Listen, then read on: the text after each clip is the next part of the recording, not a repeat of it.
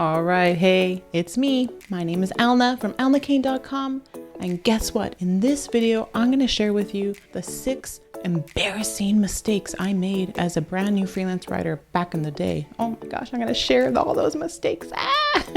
Because I know if you're new to freelance writing, you're probably thinking, oh my gosh, I don't want to make any mistakes. I'm afraid about pitching all this stuff. Well, guess what? Even though I have tons of cool clients and I've made lots of money, I did make some mistakes pretty much in the beginning, but I also made a couple later on. I'm going to share those 6 mistakes. They're very embarrassing, but it's okay. Please, if you enjoy this little video of my personal mistakes, give it a like. Tell me in the comments if you're brave enough to tell me your freelance writing mistakes, and we can have a nice little laugh or a nice little like pat on the shoulder kind of thing, like we've all been through a kind of thing. Okay, so that's what I hope this video will be. Something just to help you realize that, you know, everyone makes mistakes and you can still succeed as a freelance writer. I made a ton. I'm going to share just the 6 embarrassing ones. I feel I was embarrassed about it. All right, so let's get to it. So the first embarrassing freelance writing mistake didn't happen when I first started freelance writing. It actually happened, I'd say maybe year 3-ish, I think.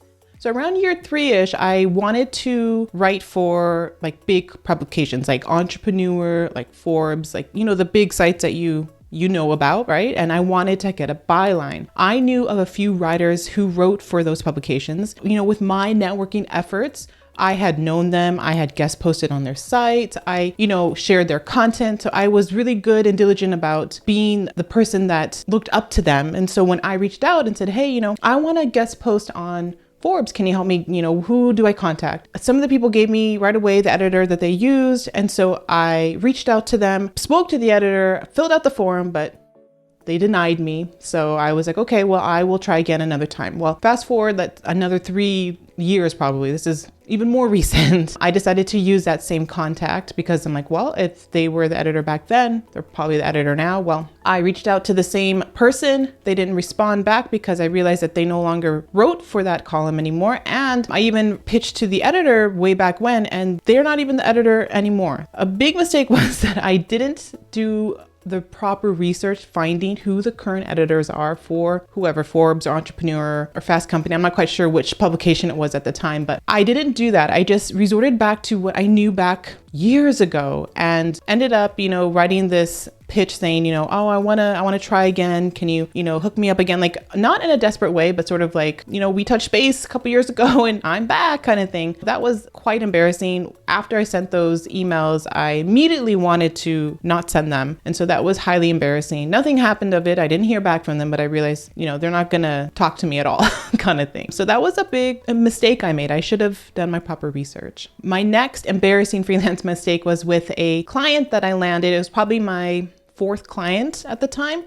And I would write the content on Microsoft Word, email it to them with a zip file of the images. I was doing that diligently until one time I totally forgot to send the zip file of my images. I didn't realize it. Days and days and days would go by. Even the person, I guess, whoever took my content didn't realize it until the very, very last minute. And then they emailed me saying, well, we're going to be publishing. I need the images kind of thing. So I had to go and source all the images and create a zip file and give it to them. And for me, that was just embarrassing. I don't want any clients coming back to me asking for more things. I mean, that's just not professional. And so that was a mistake that I quickly learned that I needed to have some kind of checklist before I sent my content to clients to make sure that I have all the proper things like a zip file of my images sent to them. That's something to think about when you are working with clients and you're sending your content over in that method. Even with a shared Google Doc, I still give them a zip file. You don't want them sourcing those images on your Google Doc sheet as well. That's just a little tip. But yeah, that was highly embarrassing on my end. I was like, oh man, I can't believe they're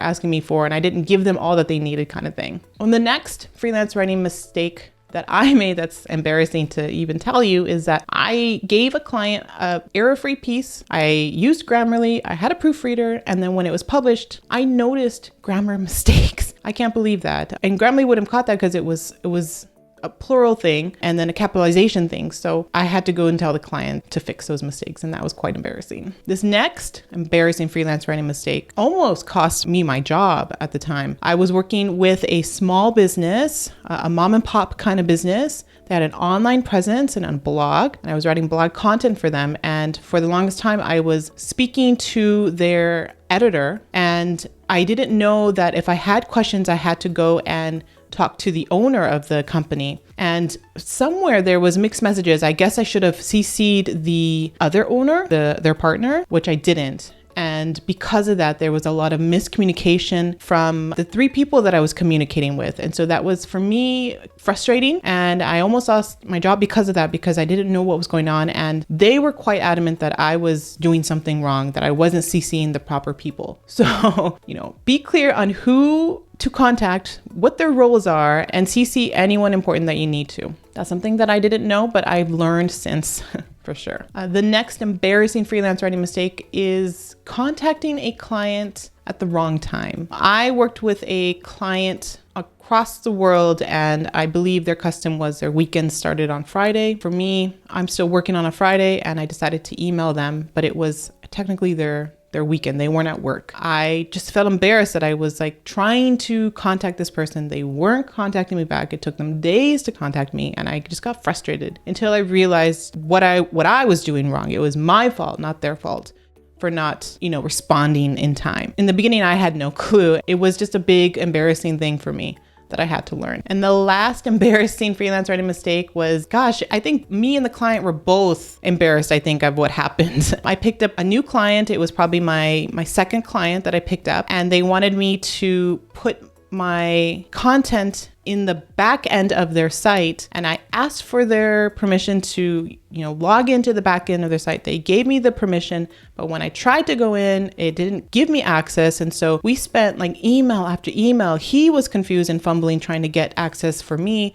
I was trying to figure out, maybe there's some kind of tech thing, maybe there's a box they had to click, and we were both trying to figure this out just through email, and it was quite embarrassing. The thread just kept going and going, and we finally figured it out. But for me, it was just wow, this client is obviously new to having, writers come into the back end of their site to just upload their posts and stuff. And then I was new to this whole tech thing. And so it was just this big fumble mess kind of thing. Luckily, the client was okay with it. We worked it out, but it was just, again, I don't want to make the client's job harder than it is. And I totally made his job way harder than it should have been. I was totally embarrassed by all of that. I hope you could relate to these embarrassing mistakes. Just to let you know, if you feel you're on the other side with an email that you send, you're oh, I shouldn't have sent that, or oh, there was a mistake in that pitch. Oh my goodness. Don't worry. You have to let it go and just move on. Pretend it didn't happen, especially if with grammar mistakes in my pitches, I just pretend it didn't happen. If they respond, that's great. If they don't, then I know next time to really double check my pitches. But I've been known to do that. It wasn't in my top 6 embarrassing mistakes, because that happens frequently for me. So I have to really work on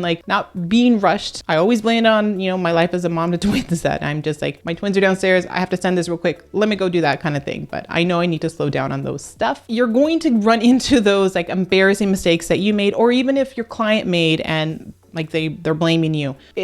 You have to sort of approach it in a professional way as much as possible. You can be frustrated internally, but I wouldn't use that frustration to communicate with a client. Of course, it could be a bad client. I do have a video on bad clients, so make sure you check that out after this one. I'll leave a card up above. Realize that, clients are real people too. Businesses and them, they're real people too. Even if they're a big company, you're working with one editor or one content manager. They're a real person. So you have to realize that they're not just a robot.